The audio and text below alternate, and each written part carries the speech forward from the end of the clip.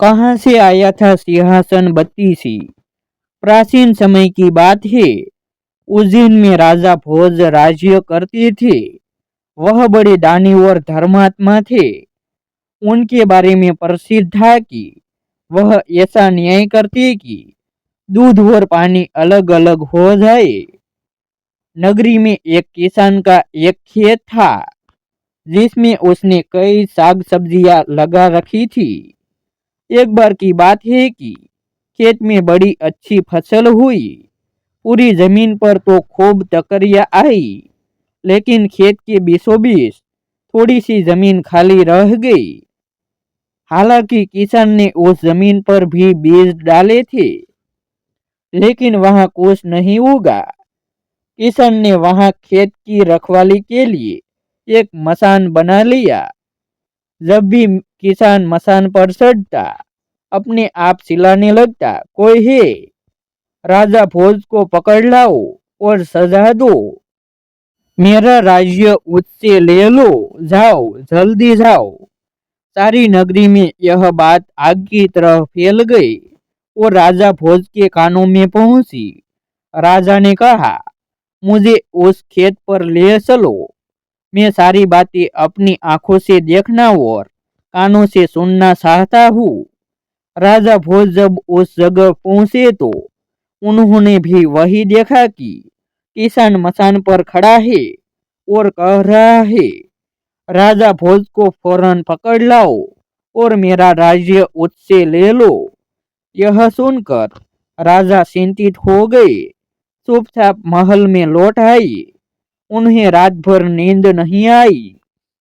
सवेरा होते ही उन्होंने राज्य के ज्योतिषियों और जानकार पंडितों को इकट्ठा किया। उन्होंने अपनी गोपनीय विद्या से पता लगाया कि उस मसान के नीचे कुछ छिपा है। राजा ने उसी समय आज्ञा दी कि उस जगह को खुदवाया जाए। खोदते खोदते जब काफी मिट्टी निकल गई तो अचानक एक सिंहासन प्रकट हुआ। सिंहासन के चारों ओर 8-8 पुतलियां यानी कुल 32 पुतलियां खड़ी थी। सबके अचरज का ठिकाना न रहा। राजा को खबर मिली तो सिंहासन को बाहर निकालने को कहा, लेकिन कई मजदूरों के जोर लगाने पर भी वह सिंहासन टस से मस न हुआ। तब एक पंडित ने कहा कि यह सिंहासन देवताओं का बनाया हुआ है, अपनी जगह से तब तक नहीं हटेगा जब तक कि राजा स्वयं इसकी पूजा अर्चना न करे। राजा ने ऐसा ही किया। पूजा अर्चना करते ही सिंहासन ऐसे ऊपर उठाया मानो फूलों का हो। राजा बड़े खुश हुए। सिंहासन में कई तरह के रत्न जड़े थे जिनकी चमक अनूठी थी। सिंहासन के चारों ओर 32 पुतलियां बनी थी। उनके हाथ में कमल का एक एक फूल था। राजा ने हुक्म दिया कि खजाने से रुपया लेकर सिंहासन दुरुस्त करवाए। सिंहासन सुंदर होने में 5 महीने लगे। अब सिंहासन दमक उठा था। जो भी देखता देखता ही रह जाता। पुतलियां ऐसी लगती मानो अभी बोल उठेगी। राजा ने पंडितों को बुलाया और कहा, आप लोगों कोई अच्छा मुहूर्त निकाले।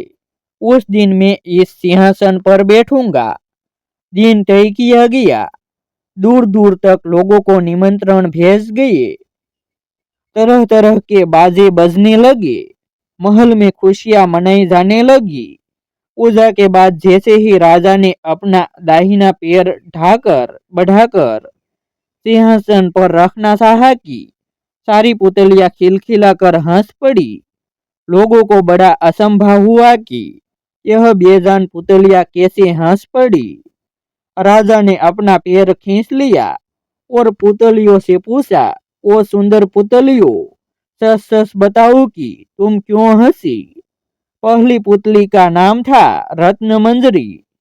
राजा की बात सुनकर वह बोली, राजन, आप बड़े तेजस्वी हैं, धनी हैं, बलवान हैं, लेकिन इन सब बातों का आपको घमंड भी है। जिस राजा का यह सिंहासन है वह दानी, वीर और धनी होते हुए भी विनम्र थे, परम दयालु थे। राजा बड़े नाराज हुए। उतली ने समझाया, महाराज, यह सिंहासन परम प्रतापी और ज्ञानी राजा विक्रमादित्य का है। राजा बोले, मैं कैसे मान लूं कि राजा विक्रमादित्य मुझसे ज्यादा गुणी और पराक्रमी थे। उतली ने कहा, ठीक है, मैं तुम्हें राजा विक्रमादित्य की एक कहानी सुनाती हूँ। पहली पुतली की कहानी सुनने के लिए हमारी YouTube चैनल सब्सक्राइब करें और वीडियो को लाइक करें।